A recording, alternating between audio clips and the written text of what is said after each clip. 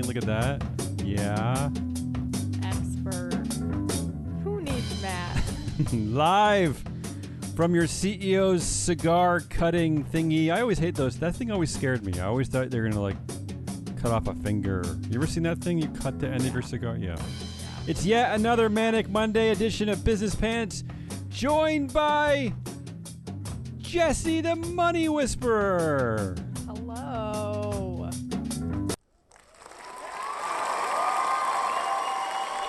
Yeah, why not clap? Matt, I don't know where Matt is. Where's Matt? Matt's on vacation? Matt quit? Matt was fired? What happened? Do we know? Actually, I do. I think they're en route to vacation. Matt, en route to being arrested by the tax fraud office of Connecticut? Hopefully not. In today's expired milk called October 2nd, 2023, Monday morning headlines, even though it's actually a Monday afternoon, and a dopey CEO quiz. Love that. For our Money Whisperer. Perfect. Love quizzes.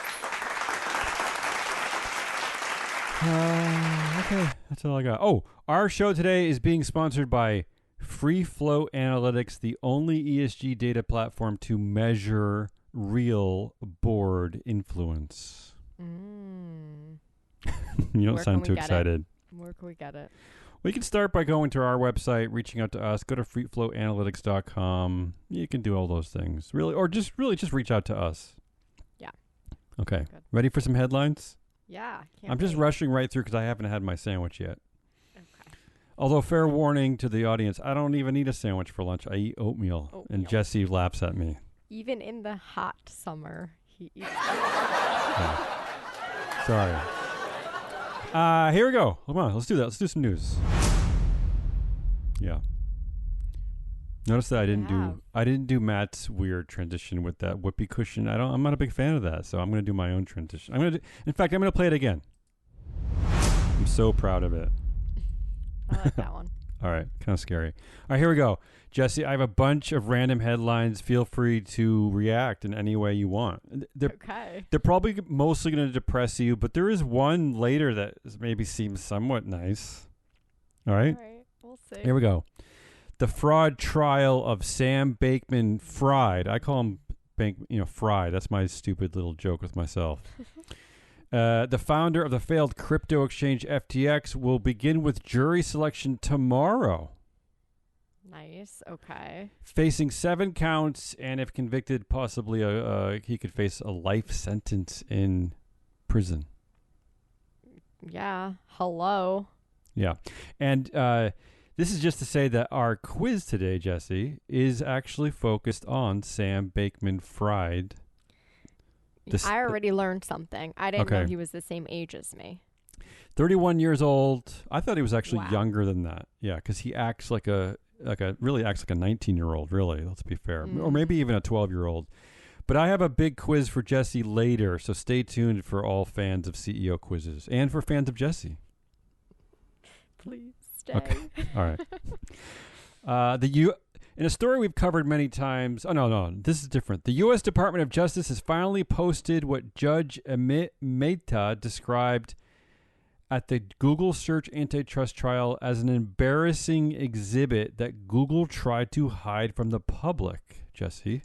The document in question contains meeting notes that Google's Vice President for Finance, Michael Roszak, I guess he created for a course on communications. In his notes, Michael wrote that Google's search advertising is one of the world's greatest business models ever created, with economics that only certain illicit businesses selling cigarettes or drugs could rival.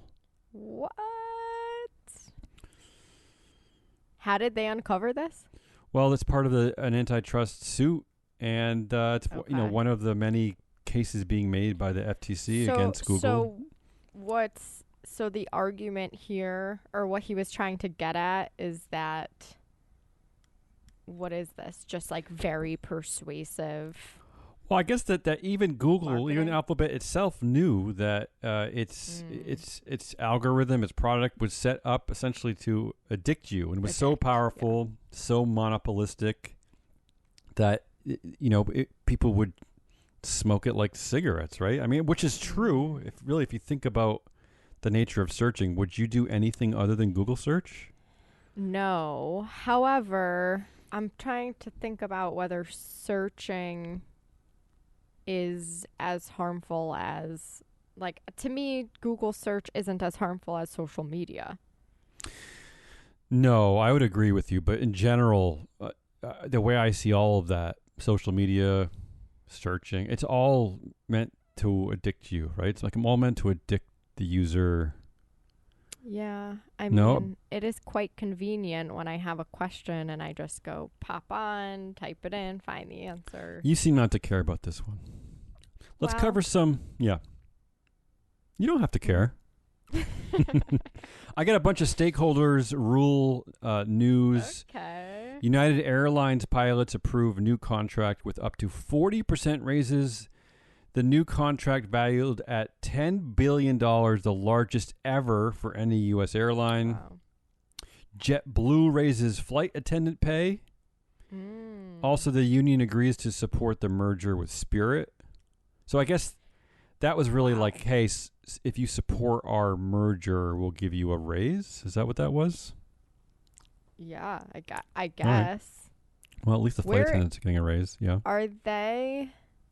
Where is this coming out of? Like, these are, it's you just mentioned United, JetBlue. Like, what's happening in the airline industry that everybody is finally like, we need more money?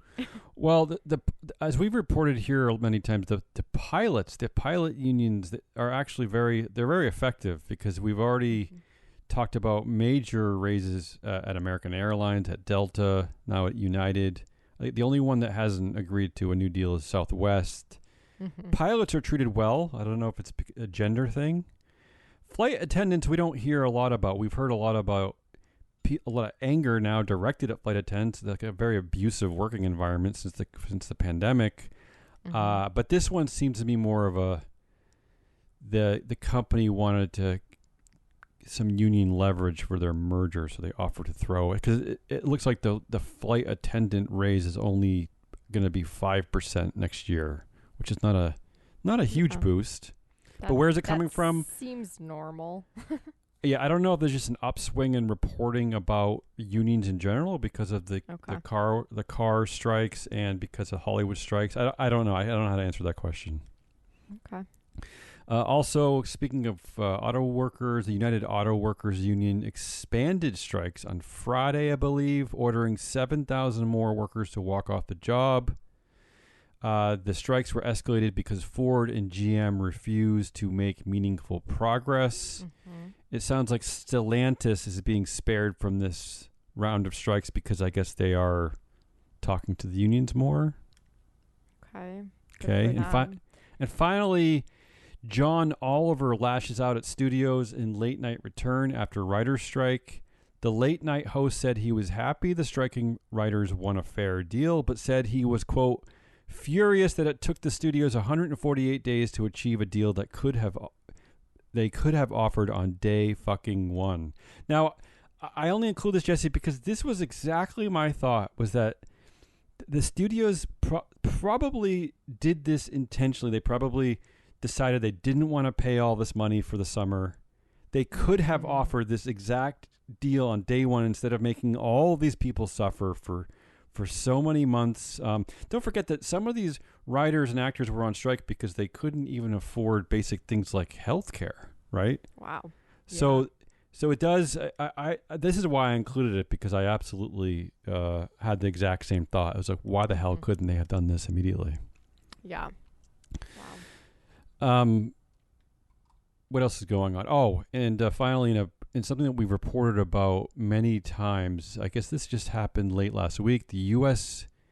Equal Employment Opportunity Commission is suing Tesla, alleging that it violated the Civil Rights Act of 1964 by subjecting black employees in California to, quote, severe or pervasive racial harassment, and created and maintained a hostile work environment because of their race. The black workers reported swastikas, threats, nooses.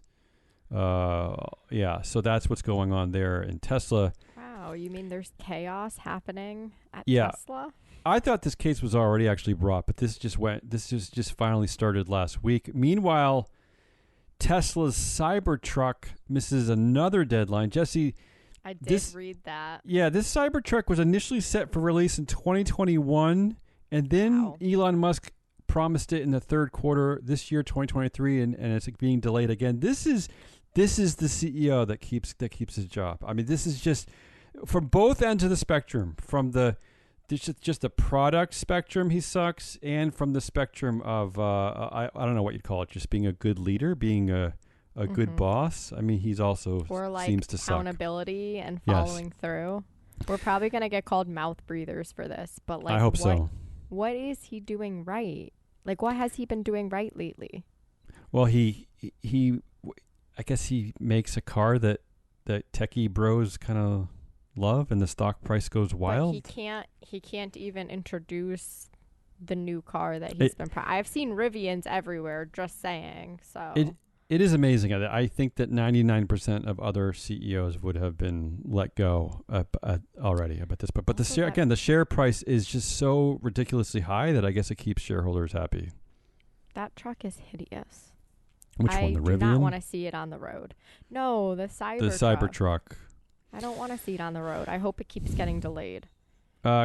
Next story, climate change in New York City. Historic rains buckle city's infrastructure. Again, a severe storm dumped more than 7 inches of rain in less than 24 hours over parts of New York. Here's a quote from someone from the Brookings Institute who focuses on infrastructure. The realities staring city leaders in the face is that the climate is getting more extreme, more unpredictable, and requiring more investment. This we already knew. Here's why I bring this up. Well, first of all, I've never heard of this. I lived in New York for about 10 years. I never heard of anything like this ever happening in New York City. But secondly, maybe more importantly, I don't know the last time you were in New York, Jesse, but the infrastructure there is scary looking.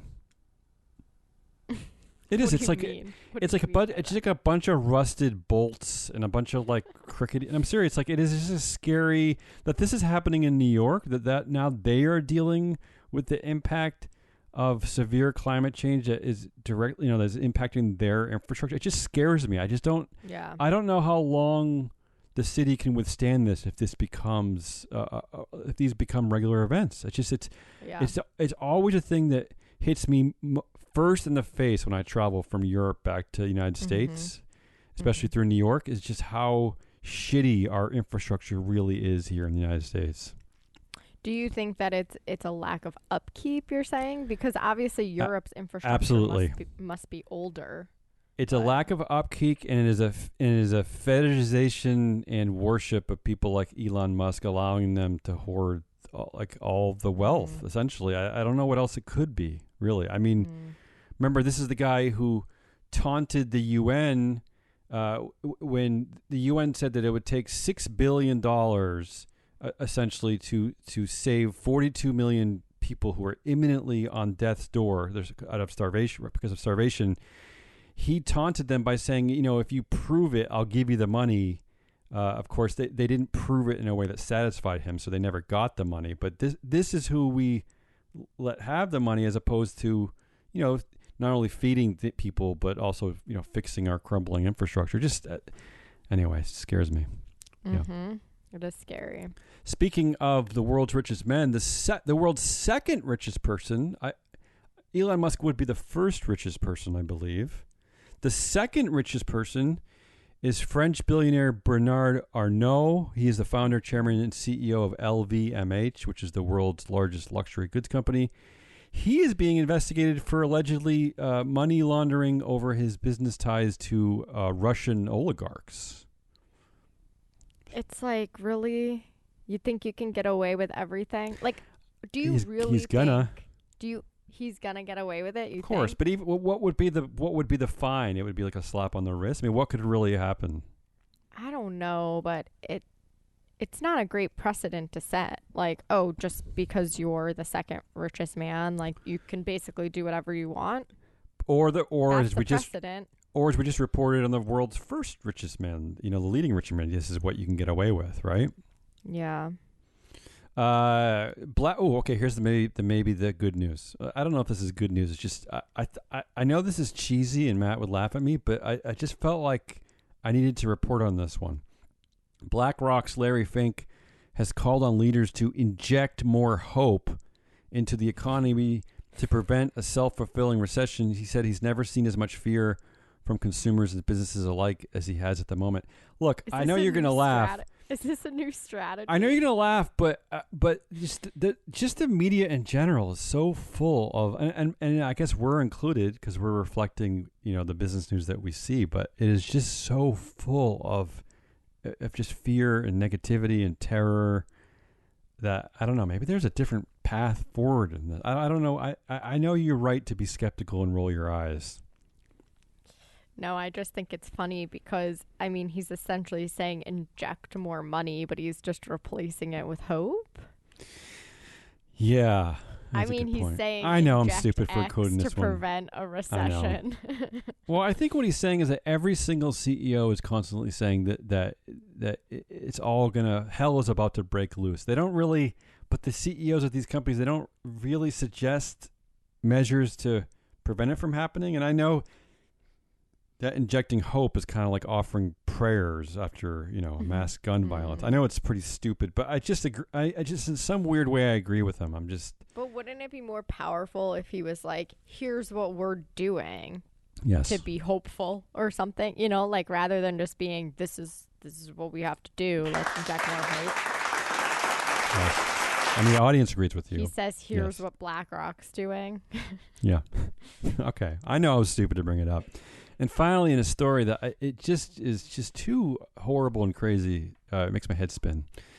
There's not a lot of reporting on this.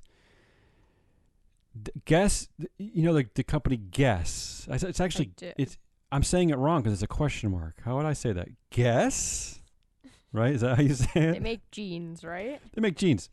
This is from a filing on Friday. Guest directors agreed to a settlement worth as much as $30 million to resolve claims that they turned a blind eye to co-founder Paul Marciano's harassment of the company's models despite a sexual misconduct allegation. So the lawsuit says that Marciano treated the company's models as his personal harem, and that the board essentially failed to monitor him. Because of all these allegations, he stepped down from CEO. Actually, he stepped down in 2015, so this is before the allegations happened. But he remained in place as chief creative officer. The lawsuit said that basically left him in a position that he could, quote, literally force himself on one model after another. So my point here is, Jesse, is that despite all of this, despite all of these allegations, despite the board's willingness to pay $30 million to solve this, and to basically to acknowledge the lawsuit, he's still on the board. He still is an executive with the company. Yeah. His also on Friday, his brother and co-founder, what's his name? No, I don't know what his name is. Maurice actually did step down from the board, but Paul, the subject of these allegations, somehow stays on the board. As part of this agreement, the board has agreed to create something called the Diversity, Equity, and Inclusion Council, which will be comprised of one independent director and two consultants, essentially to oversee the horrible behavior of Paul and to prevent this from happening again. Kick him out of the company. Right? It is maddening. Absolutely maddening. What is going on? I literally have no idea. 5 babysitters for this guy to make sure he doesn't harass people, that is a problem. And as it turns out, that Paul, who is the chief creative officer, he made more money than the CEO last year. He made $9 million and the CEO made $5 million. This is how important he is. And I will say that the brothers own 45% of company stock. So that means that that ostensibly 55% of shareholders could get this guy Paul out of there, but they just don't seem to care. What's frustrating is we cover this all the time. Like, okay, you paid. I just looked up their earnings. Mm-hmm. This is 1% of what the company earned. Cool. That's your fine, is 1% of your earnings. And what? He's not even getting a slap on the wrist. He stepped down, but he still gets to be the creative mastermind and do whatever he wants to do. Like, that's crazy. We always talk about, like, is that enough? And it isn't. It's not enough. Like, he should have paid $30 million. Actually, he should have paid way more. But way more, yeah. At minimum, he should have been removed from his job. At minimum, and stopped being paid. Like, when he stepped down, he should have forwent any pay that he would get. He could be a volunteer. If you want to be creative mastermind, fine, volunteer your time. Yeah, They should not pay him. He could be the guy who, when people go to the jean store and like there's like they look at the jeans and they don't know how to fold them right and they kind of shove them back on the shelf. He could be the guy folding them correctly. Here's the crazy thing, Jesse.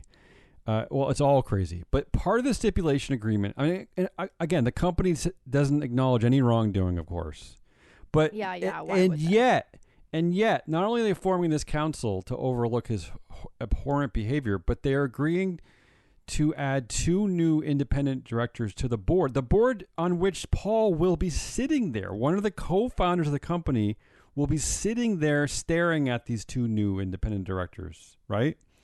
And according to our data, this is why our data I think is so important, is that, yes, the brothers own 45% of company shares, but they actually control 78% of all board influence. So, of course.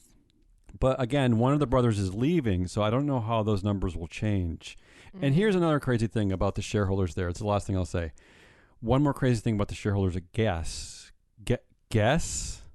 Am I saying it right? Guess? Is that at the company's last annual meeting, it wasn't Paul, the abhorrent Paul Marciano, the disgusting, guy who treated the models like his own harem.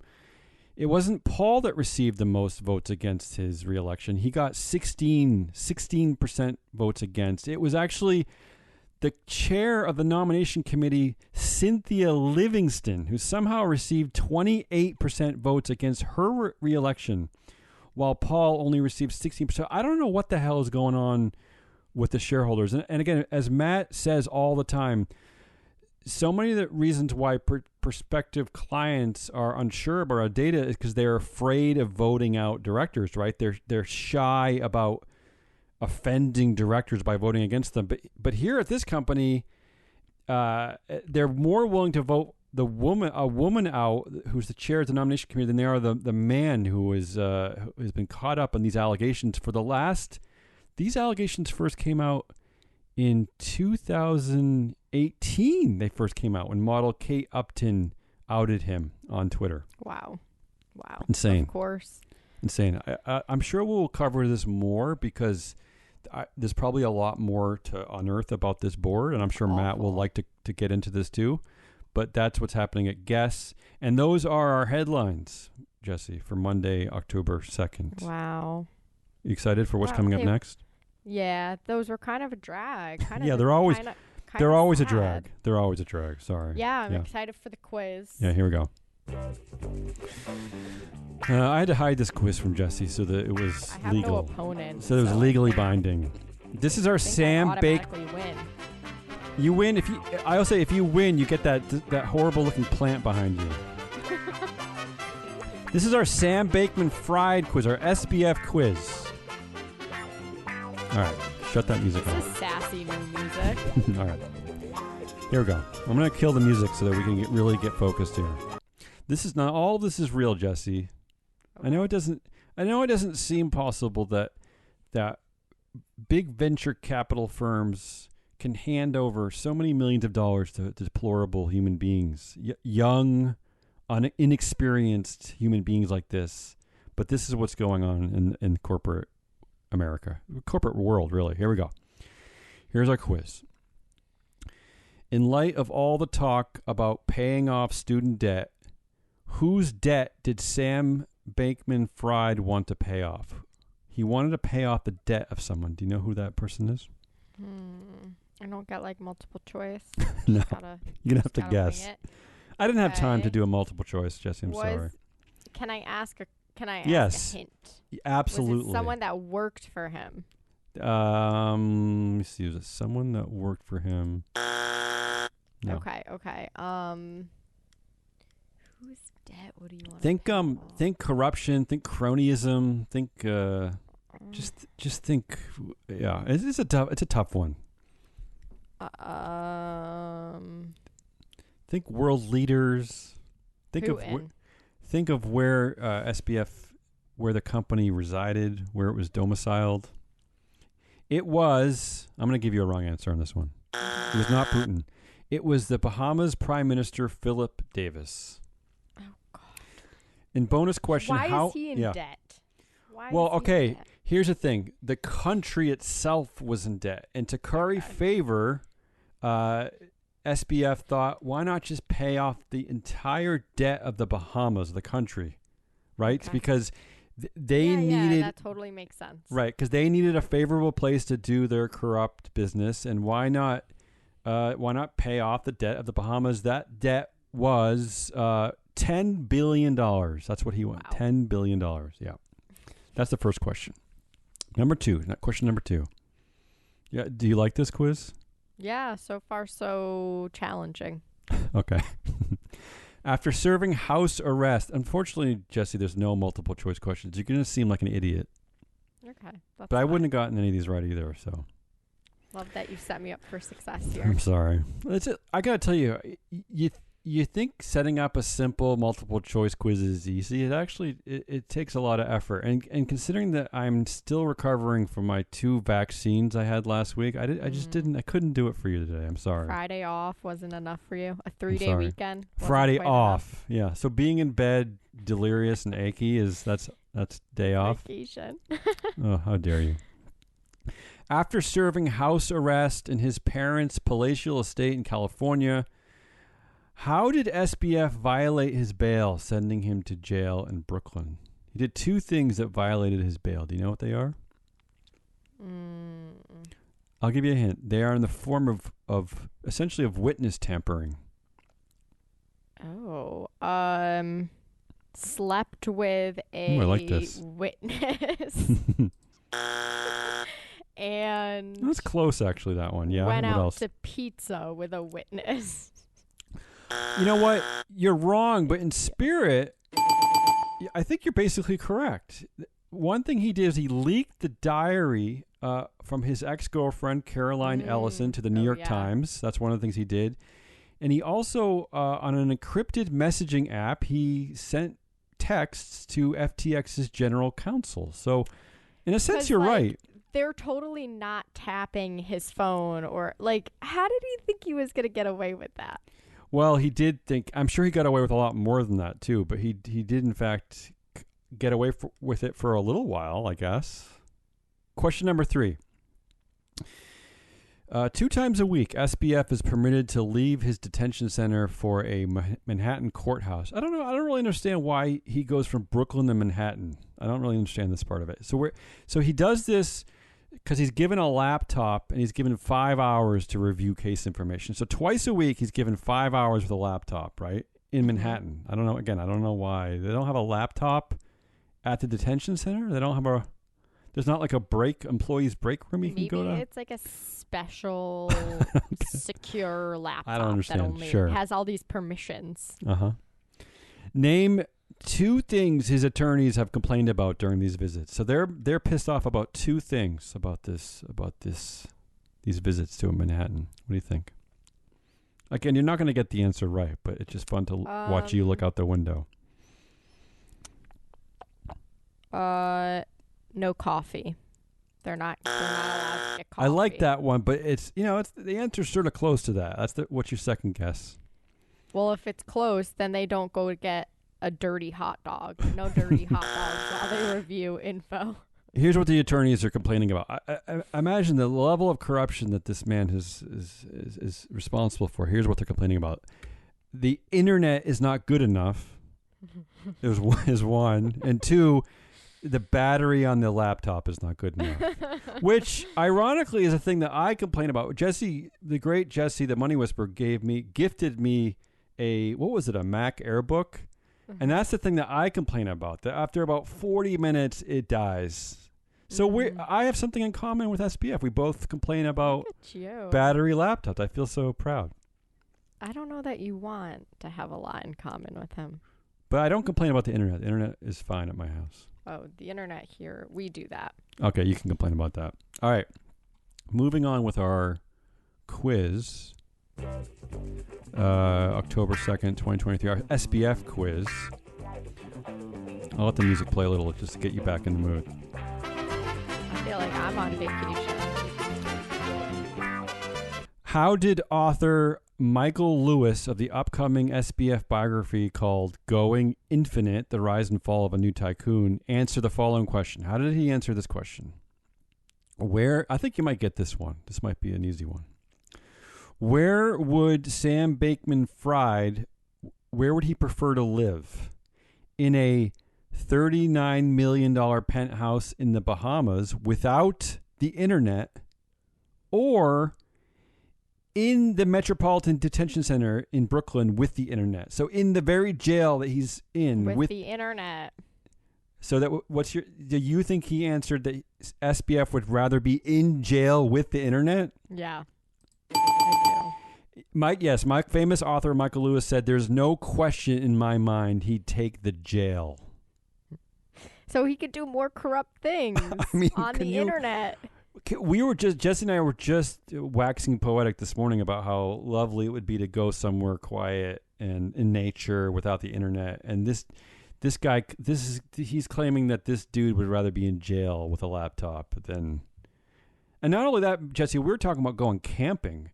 This is a $39 million penthouse in the Bahamas. I mean, jeez. Yeah. Wild. All right. Yeah. Yeah, wild. Can't believe that. Next question in our quiz. Who did SBF want to pay not to run for election in 2024? I mean, really, you don't have a lot of options here. Who did SBF want to pay not to run for president in the U.S. in 2024?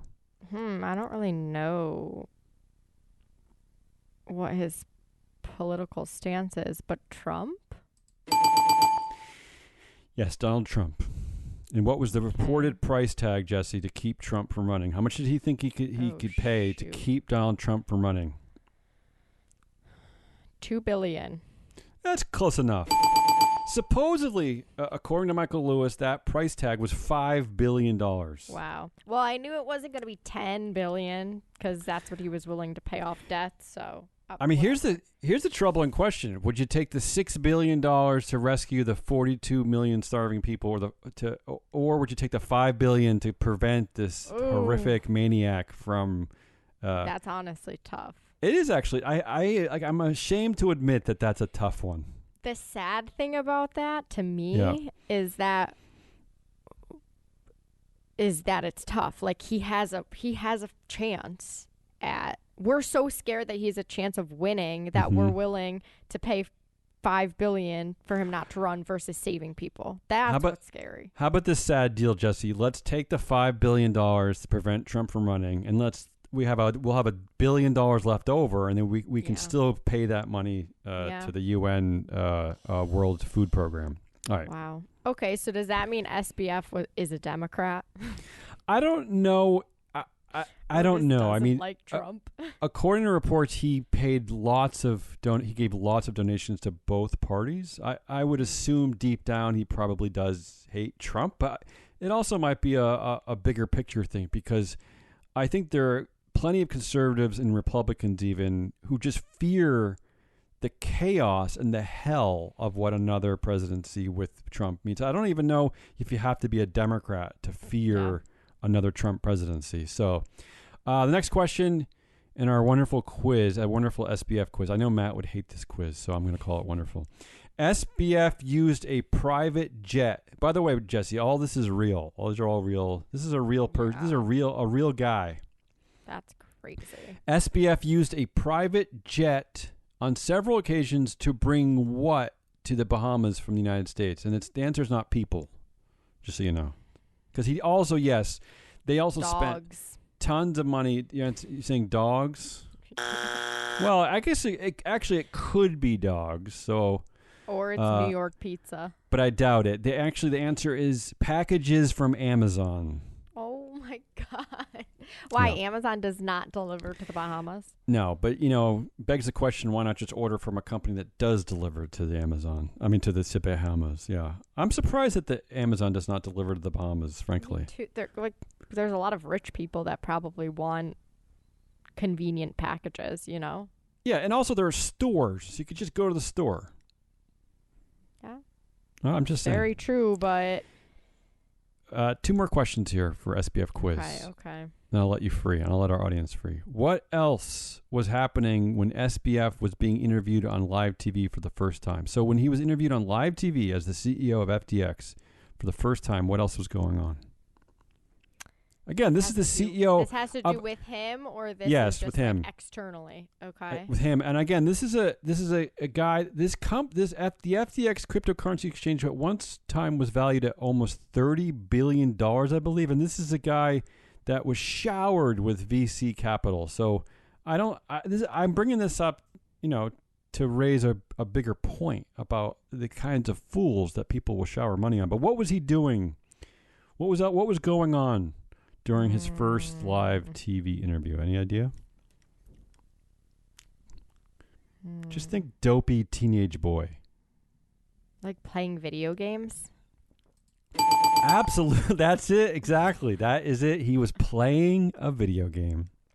He was like on Twitch having like an interview. Yeah. How about that?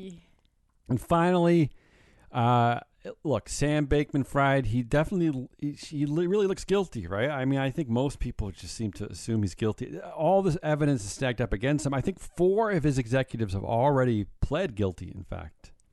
This is how bad it is.